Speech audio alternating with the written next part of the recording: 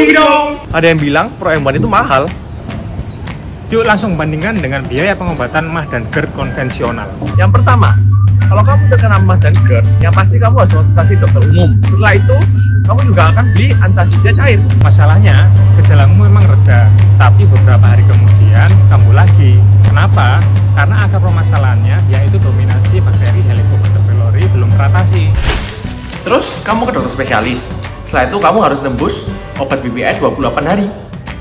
Setelah 28 hari kamu belum sembuh, kamu konsultasi lagi dan disarankan endoskopi. Sialnya, kamu harus antri lama untuk endoskopi. Karena banyak pasien yang antri. Capek nggak tuh? Setelah itu apa kamu pasti sembuh? Belum tentu. Karena apa? Bakteri H. pylori masih merajalela di lambungmu.